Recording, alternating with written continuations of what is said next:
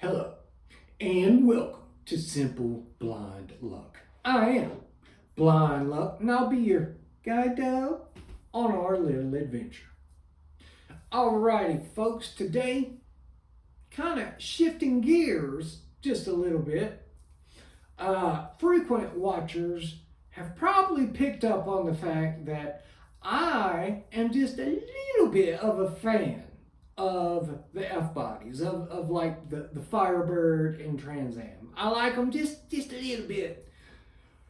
Well, I thought it would be interesting to share this particular one with you because even though I am familiar with them, this one I actually learned things about that I was unaware of. And it's kind of a special car, and I think it doesn't quite get the recognition that it really deserves. So most people, especially car people, would tell you the third generation of the F-bodies, which we're talking like 80s up to 92, wasn't exactly a great years for really any American performance car. Between the newer, stricter emission regulations and insurance premiums, performance had been dialed down a lot. And there was a little company in New Jersey that really missed the old high horsepower, high performance days of the Firebird.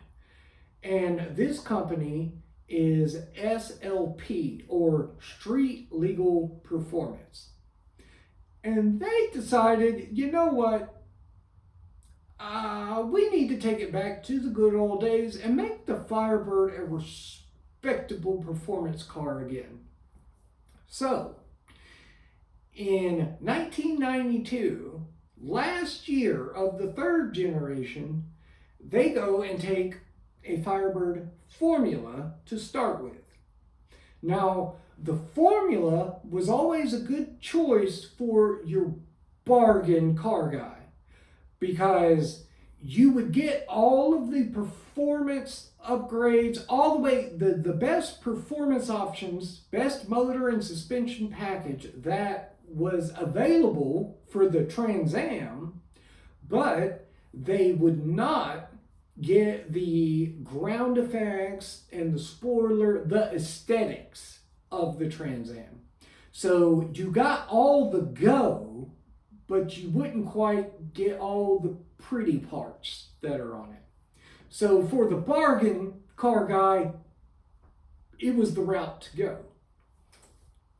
So they would start with a Formula, and they would take the 350 TPI motor and yeet it on out because they just weren't quite happy with it. That motor, depending on the year, produced anywhere from about 190 up to about 220 horsepower, and they weren't quite happy with that. So instead, they took the newer Corvettes 350, threw it in there, and then massaged it, shall we say, a little bit, and cranked it up to about 360 horsepower and about 390 foot-pounds of torque, which pretty respectable numbers. Well, the other downside of the Firebird and even Camaro at this time, if you did option to get the higher 350 TPI engine, well, you couldn't get a manual in it. They didn't have a manual that would handle that car, which is sad because it's not like it was high performance. But you would end up having to get the 4-speed auto.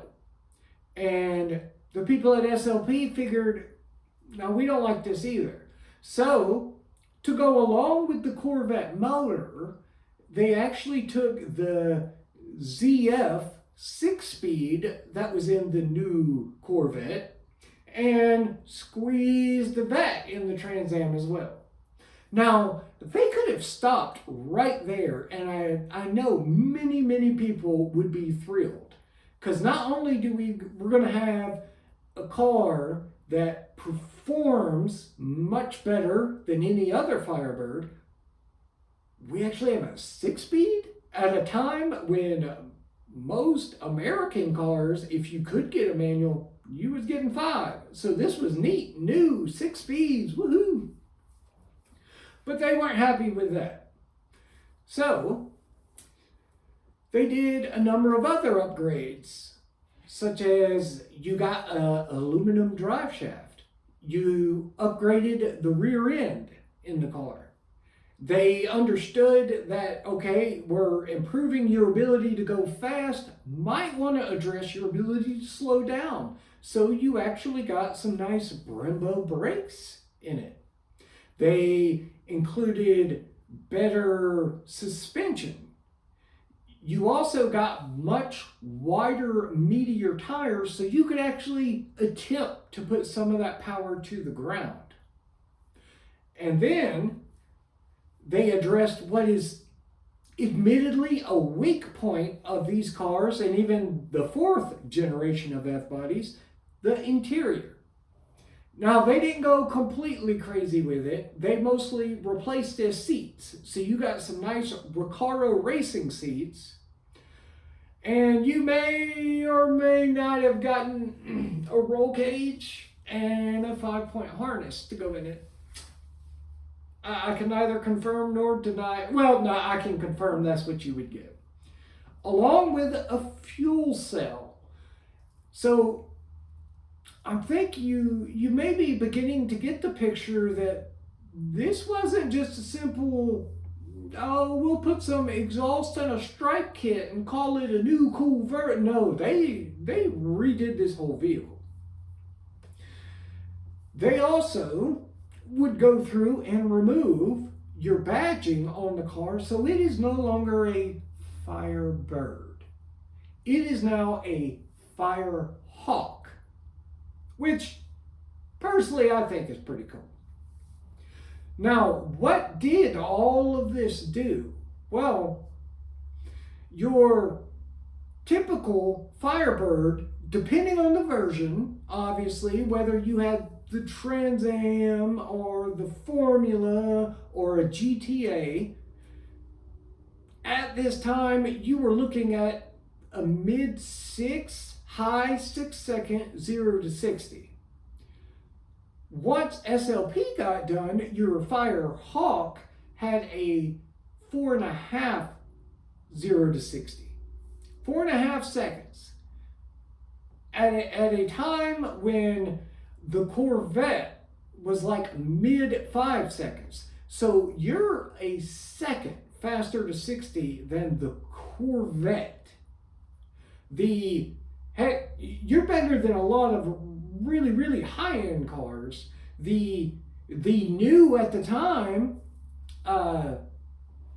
NSX from Honda / Acura, the NSX had a 5.4 0 to 60. Heck, even the V8 Ferrari, the 348 at the time, had a 5.3 0 to 60. So we now have a Firehawk that is a healthy bit faster 0 to 60 than what the Ferrari is. That is crazy. Now, I'm not going to lie. This did come at a cost. Your standard Trans Am and GTA, the higher end of the Firebird line, could run up into the mid to upper $20,000 range, around $26,000, $27,000. The Firehawk, once you went full tilt with it like this, you were looking at around $50,000, $51,000. Now, to put that in a little perspective, your base Corvette of the time was about 35, 36,000. Now, I will say the Corvette had many different model versions you could do. And the top dog, a ZR1 Corvette, I mean, that was like 70, 72,000. So you are under the prices for the top tier Corvettes, but you're able to outrun pretty much all of them. So yes, it was expensive, but I think the value perspective was definitely there. The other thing that I think really makes this desirable, especially now, is in this first year, for the third generation, SLP only produced 25 of these Firehawks. Now, there are rumors that there is a number 26 that they cranked up to over 400 horsepower, but I can't really find anything to confirm that. So it's really just speculation at this point. Now, I really wanted to highlight this first year of this third generation Firehawk they did because I was unaware. I knew of Firehawk. I knew they had done it because they continued this. SLP continued doing it throughout the fourth generation. And I was familiar with those. But I never knew they did one for the third generation. So I figured I would share it and hopefully get it a little more love. Because they also turned the volume back down a little bit in that fourth generation for the Firehawk.